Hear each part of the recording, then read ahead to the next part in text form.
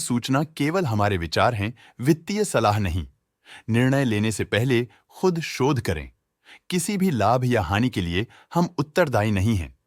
आज हम देख रहे हैं रिलायंस पावर लिमिटेड के 2025-26 Q1 की consolidated financial performance. Starting with the sales, पिछले क्वार्टर से सेल्स में -5% का डिक्रीज हुआ है, मगर कंपनी ने पिछले साल के मुकाबले मार्जिनल सेल्स डिक्लाइन रिपोर्ट किया, around -5.5%। Expenses -5% quarter on quarter decrease हो गए हैं, जो साल भर के -1.5% के डिक्लाइन के साथ अलाइन करता है। एक्सपेंसेस में डिक्रीज अच्छा है, लेकिन सेल्स में डिक्रीज निराशा की बात है। ऑपरेटिंग प्रॉफिट, जो पिछले साल के कंपैरिजन में -13% डाउन हुआ है, quarter on quarter around -4% decrease हुआ है। Operating profit margin OPM annual basis पे -3% से डिक्रीज हुआ है और पिछले क्वार्टर के कंपैरिजन में 0% से इंक्रीज हुआ है। एक्सेप्शनल आइटम्स को ऐड करके अदर इनकम पिछले क्वार्टर के कंपैरिजन में 59.5% बढ़ गई, बावजूद इसकी ईयरली ग्रोथ 81.5% हुई है। इंटरेस्ट एक्सपेंसेस पिछले क्वार्टर से 7% अप हुआ, लेकिन ईयर ओवर ईयर डिक्रीज -23% हुआ है।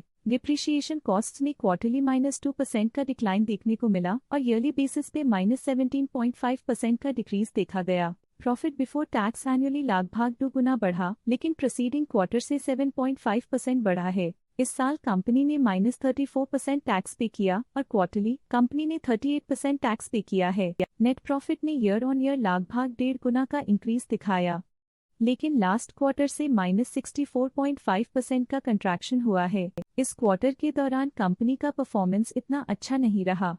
नेगेटिव नेट प्रॉफिट लॉसेस को इंडिकेट करता है। वहीं अगर एनुअल एनालिसिस की बात करें तो इस साल कंपनी का परफॉर्मेंस काफी अच्छा था। अर्निंग्स पर शेयर EPS में साल भर में 0.5% का इंक्रीज देखा गया, लेकिन क्वार्टरली में 61% की गिरावट भी नजर आई। इस क्वार्टर में कंपनी का EPS इतना अच्छा नहीं रहा। नेगेटिव प्रॉफिट कमजोर एफिशिएंसी को दिखाता है। रिलायंस पावर लिमिटेड के फाइनेंशियल स्नैपशॉट को रिव्यू करते हुए कुछ मुख्य ट्रेंड्स सामने आए हैं जो कंपनी की परफॉर्मेंस पे रोशनी डालते हैं।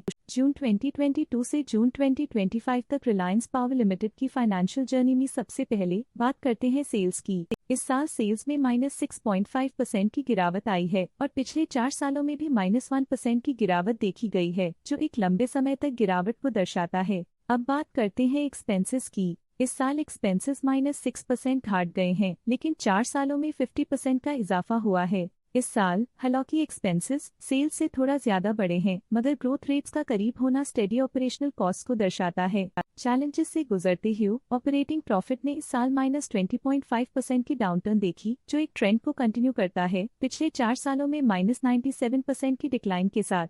पिछले 3 साल से ऑपरेटिंग प्रॉफिट गिरता जा रहा है, जो जरूरी स्ट्रेटेजिक एडजस्टमेंट्स की इंपॉर्टेंस को दिखाता है। नेट प्रॉफिट का सफर ऊपर की ओर चल पड़ा है। इस साल लगभग 2.5 गुना की चढ़ाई के साथ पिछले 4 सालों में लगभग 6 गुना की शानदार वृद्धि हुई है। पिछले साल की सेटबैक के बाद नेट प्रॉफिट में सुधार हुआ है, जो मार्केट ऑपरेशंस में संभव रिकवरी और अडेप्टेबिलिटी को दर्शाता है। इस साल EPS ने ऊंचाइयों को छुआ है, लगभग 2.5 गुना की वृद्धि के साथ, जो पिछले 4 सालों में लगभग 6 गुना की मजबूत वृद्धि पर आधारित है। लगातार 2 साल की गिरावट के बाद इस साल EPS में वृद्धि प्रॉफिटेबिलिटी में रिकवरी के शुरुआती साइंस देती है। चलिए अब बात करते हैं शेयर होल्डिंग पैटर्न की। शेयर होल्डिंग रिपोर्ट्स कुछ इस प्रकार की हैं, जो के तक चलता है। ये रिपोर्ट कंपनी के शेयर्स की डिटेल्ड जानकारी देता है, जिसमें promoters, promoter groups, foreign investors, public investors और सरकारी एंटिटीज शामिल हैं। जब कंपनी के शेयर्स का अधिकतम हिस्सा प्रमोटर्स, FII, DII या गवर्नमेंट के पास होता है, तब ये माना जाता है कि कंपनी मजबूत हाथों में है, जो स्थिरता और मजबूत समर्थन को दर्शाता है और इस मार्केट की स्थिरता बनी रहती है।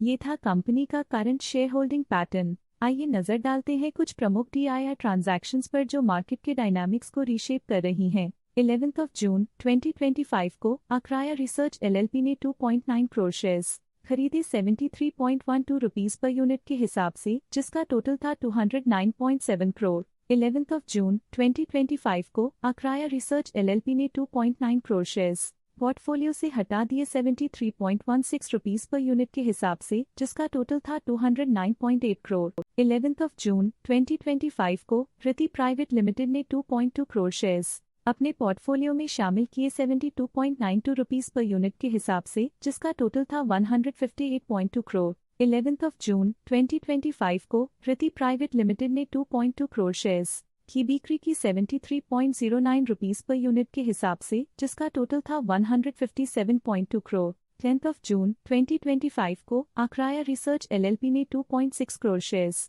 इन्वेस्ट किया 69.75 रुपीस पर यूनिट के हिसाब से, जिसका टोटल था 181 करोड़। 10th of June 2025 को आक्राया रिसर्च LLP ने 2.6 करोड़ शेयर्स बेचे 69.79 रुपीस पर यूनिट के हिसाब से, जिसका टोटल था 181.1 करोड़। 10th of June 2025 को प्रति प्राइवेट लिमिटेड ने 2.6 करोड़ शेयर्स खरीद लिए 69.44 रुपीस पर यूनिट के हिसाब से, जिसका टोटल था 182.4 करोड़। उम्मीद करते हैं कि इस क्वार्टर के DII डील्स का ये विश्लेषण आपको पसंद आया होगा और उपयोगी लगा होगा। आज के लिए फाइनेंशियल सेक्टर में इतना ही। देखने के लिए धन्यवाद। स्टॉक लेटेस्ट न्यूज अपडेट के लिए चैनल को सब्सक्राइब करें और वीडियो को लाइक एंड शेयर करें।